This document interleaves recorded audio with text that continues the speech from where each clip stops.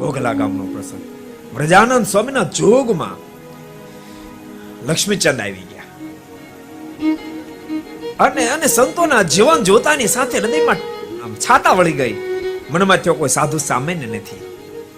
સ્વામીની પાસે બે સત્સંગ કર્યો, અડી ગયો. સત્સંગ કરે પણ અડવો જોઈએ. સત્સંગ અડવો જોઈએ. સત્સંગ ક્યારે અડ્યો કહેવાય? જીવન બદલવા મળે. સ્વામી કે અંગ બદલી જાય, અંગ બદલી જાય, એના બેહણા બદલી જાય, એના કહેણા બદલી જાય. સત્સંગ અડી જાય. સત્સંગ અડ્યા પછી કઈ 3 કલાક ગલે ન કાઢે. હાથ ફેરી નીકળે પણ ગલે ને હામું ન જોવે. જેમ અમુક 15 ફેરી મંદિર પડખે નીકળે પણ મંદિરમાં એન્ટ્રી ન કરે. પેલો કદાચ 7 ફેરી નહીં, એને શું ગલાન લેવા દેવા. અરે ગામ આખું કદાચ નબળે માર્ગે જતો રહે તેમ છતાં પોતે અડીખમ ઉભો રહે. લક્ષ્મીચંદ નો પ્રસંગ બહુ અદભુત છે. આફ્રિકા ગયા સંતોના વચને ત્યાં પણ ભગવાન સ્વામિનારાયણનું ભજન ચાલુ રાખ્યું. સંજોગે ઘોડો લીધો, બીમાર થયા, પેટમાં ભયંકર દર્દ થયું. શેઠના બહુ માન્યતા મહેતાજી થઈ ગયા હતા, મેનેજર થઈ ગયા હતા.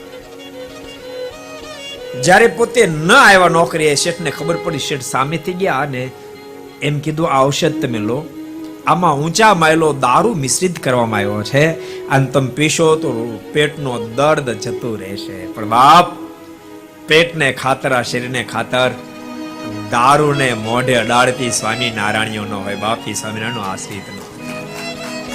સાંભળજો, જેટલા યુવાનો છે એટલા, ભગવાન સ્વામિનારાયણનો આશ્રિત ક્યારેય પણ દારૂને મોઢે મૂકે નહીં. ક્યારેય જિંદગી, અરે દેહ પડે તો કુરબાન, આ શરીરને અભડાવે નહીં. આ મોઢામાં સત્સંગ થયા પછી લસણ ડુંગળી ન મૂકે. મોઢામાં લસણ ડુંગળી ન મૂકે તો દારૂ મીઠની તો વાત ક્યાં કરવાની, વાત ક્યાં કરવાની. અને એવા મજબૂતાઈની સાથે તમે કદમ ઉઠાવશો તો તમે જે ક્ષેત્રમાં જાઓ છો એ ક્ષેત્રમાં તમે સફળ થશો. જ્યાં જાશો ત્યાં સફળ થશો. શેઠે બહુ તાણી કરી, બહુ તાણી કરી. લક્ષ્મીચંદ એકના બે ન થયા. શેઠે કીધું, સારું, હું કાલે પાછો આવીશ.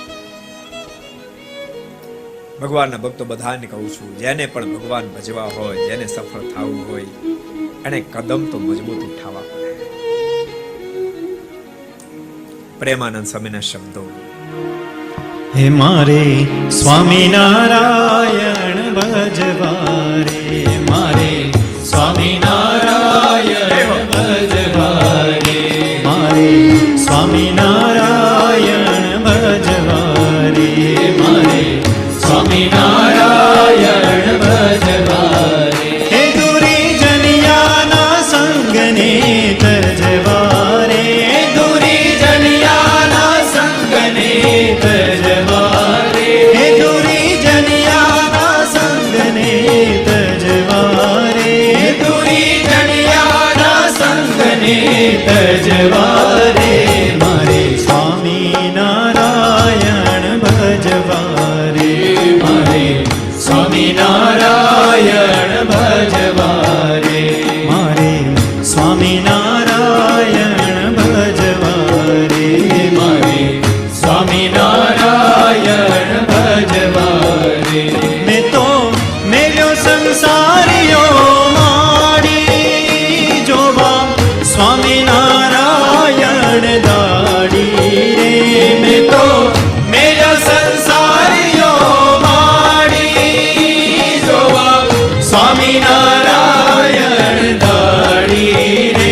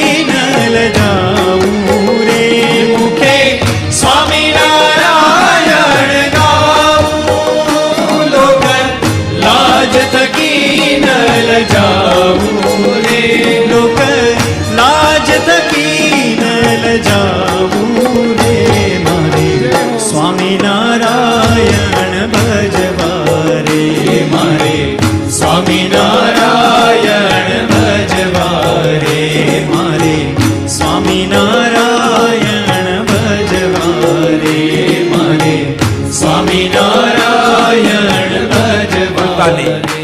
જેને ભગવાન ભજન દુનિયાની લાશ છોડવી પડશે. અને આપણા ઠેરાવ તો માત્ર ભજવાના ન હોય, આવડા મોટા ભગવાન મળ્યા છે તો હું ભજીશ અને બીજા આનંદને ભજાઈશ, એ આપણા ઠેરાવ. જેટલા ઘર સભા સાંભળે, જેટલા વાળીઓ મહોત્સવ સાંભળે, બધા ઠેરાવ એવા હોય, હું ભગવાન ભજીશ અનેકને ભજાઈશ. એટલે વારે વારે આપણે વચ્ચે વચ્ચે કહીએ છીએ કે તમે ઘર સભા સાંભળો છો, બીજાને સાંભળતા કરશો. આજ એથી આગળ કહું તો ઠાકોરજી તમને લાખોપતિ કરોડોપતિ બનાવ ત્યારે જોજો, એક ફેલમાં રૂપિયા નહીં વાપરશો. ઠેરાવ હોવો જોઈએ કે મારી આ રકમ હું સંપ્રદાયના વિકાસ અર્થે વાપરીશ, હજારો લોકો ભગવાન ભજે એને માટે વાપરીશ, હું કરકસર કરીશ, મારી બચેલી સંપત્તિ સંપ્રદાયની અંદર વાપરીશ, હજારો જીવાત્મા ભગવાન સુધી. આપણો ઠેરાવ મજબૂત હોવો જોઈએ. પોતાને માટે તો બધા જીવન જીવી જાય, કૂતરા કાગડા ગધેડા બધા જીવન જીવે, કઈ મોટી વાત છે. બીજા હજારો જીવાત્માને ભગવાન ઓળખાવા માટે મારી સંપત્તિનો સદવ્યય એવા ઠેરાવ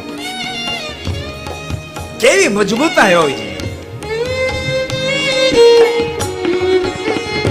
પ્રેમ સખી કે સ્વામીને સારું કુરબાન કરું શિર મારું રે.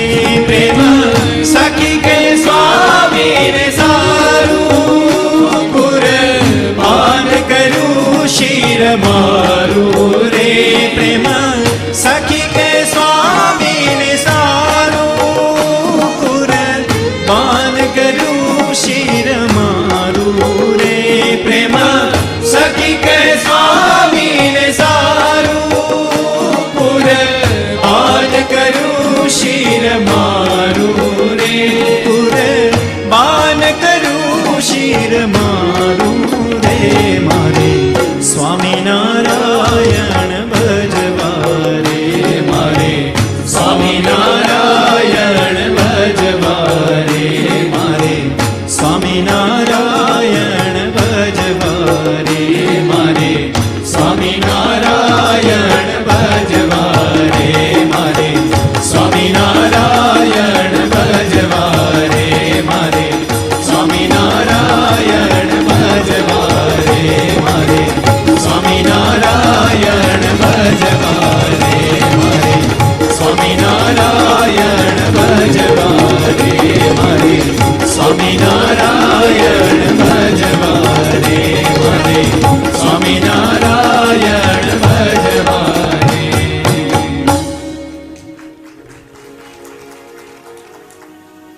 અંદરથી ભરેલા રહેજો, મજબૂતાઈની સાથે કદમ ઉઠાવશો, અવશ્યમેવ સફળતાને મળશે. ભક્તો, ભગવાન સ્વામિનારાયણની ઓળખાણ કરાવવા માટે આપણા સંતો કેટલો દાખલો કર્યો, આપણા ભક્તોએ કેટલું સહન કર્યું. સુપેડેર નાયા ભગત એનો બાપો પગે દોરડું બાંધીને કોમ ઊંધો ટીંગાડે, સ્વામિનારાયણને મૂકી દે, સ્વામિનારાયણને મૂકી દે, સ્વામિનારાયણને મૂકી દે. બાપ કાન ખુલી સાંભળ, દેહ મૂકીશ, સ્વામિનારાયણને નહીં મૂકું, સ્વામિનારાયણને નહીં. ભક્તો, ખરેખર સત્સંગમાં આગળ જવું હોય, ભગવાનને રાજી કરવા હોય તો દેહથી થોડા જુદા થશો. ભગવાનના સાધુ સાથે જીવ જડી દેજો, જીવ જડી દેજો. જેમ વાટક્યાની સાથે પેલો દાંડલો જડ્યો હોય, દાંડલા સાથે વાટક્યાને જડો તો દાંડલો હલે, એમ વાટક્યો હલે, ડોયો થાય. એમ આ સાધુની સાથે જીવ જડી દેશો તો સત્સંગની સેવા કરી શકશો, ભગવાનને રાજી કરી શકશો. આપણને સાચવવા પડે, જરીક જરીક વાતમાં સાચવવા પડે. તમે ક્યાં આપણે મોક્ષના પથે આલી શકવાના, બીજાને ક્યાં આગવાના હતા. કેવી આત્મબુદ્ધિ ભગવાનના સાધુ સાથે. ઓલો પ્રસંગ તમે સાંભળ્યો તો હશે, કાર્યાણીનો. વસતા ખાચર દીકરા જોઈતા ખાચર, બહુ મહારાજના સારા ભગત. પણ એકવાર જોરાવરે ભવાયા લોકો તાણ કરીને એ ભવાઈમાં લઈ ગયા. બેઠા તો 5 મિનિટ, પણ 5 મિનિટ બેસીને આવતા રહ્યા. હર્ષોદાસ સ્વામીને ખબર પડી. બીજા દાડે મંદિર આવ્યા ને બોથાળો પકડ્યો છે. તો બહાર નીકળે બહાર અહીંથી બોથાળો પકડીને બહાર કાઢે. ગરીશની મંદિરમાં, સ્વામી તમારી ગાય તમારો કૂતરો, દરબારનો દીકરો. બાપ ત્યારે એના ઇતિહાસમાં નામ નોંધાય. તમારી ગાય તમારો કૂતરો. સ્વામી મારી ભૂલ થઈ, નતર વાસ્તવિક ભૂલ હતી ને પેલા જોરાવરે લઈ ગયા હતા. સ્વામી મારી ભૂલ થઈ, ફરીવાર ભૂલ નહીં કરું. પણ મંદિરે આવ્યા વિના મારથી નહીં રહેવાય. મંદિર તો મારો પ્રાણ છે, મંદિર વિના હું જીવી ન શકું. બાપ આના ઇતિહાસો. આ તો 25 ફેરી ફવાની કરી ત્યારે એક ફેરી મંદિર આવે. એ શું સત્સંગ, શું કેવું. જેટલા બાળકો યુવાનો સાંભળો, બધાને કહું છું. સ્વામી વાતમ લખ્યું, કેટલા શું કે મારે મામાનો સત્સંગ, કોઈ કે મારી માસીનો સત્સંગ, મારે ફલાણાનો સત્સંગ. તારો કીધી થાય? મામાનો ને માસીના સત્સંગ હોય, તારો પોતાનો સત્સંગ કીધી થાય? પોતાનો સત્સંગ થવો જોઈએ. ગમે તેવા દેશકાળ આવે તેમ છતાંય મચક ન લે એવા મજબૂત સત્સંગી થાય છે. ખરેખર કહું તો તમને મજા બહુ આવશે. આ સત્સંગ બહુ દિવ્ય છે, બહુ દિવ્ય, બહુ દિવ્ય, અતિ દિવ્ય છે.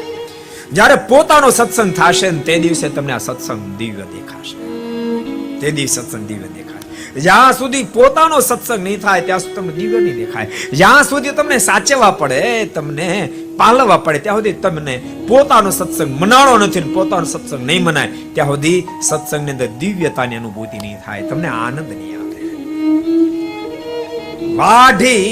વઢીને વાઢી નાખે તોય સંકલ્પ ન ઉઠે, તે દાડે સત્સંગ પોતાનો મનાણો કહેવાશે. પછી તમને સત્સંગમાં મોજ છૂટી જાય. એવા પાકા મજબૂત સત્સંગી થશે.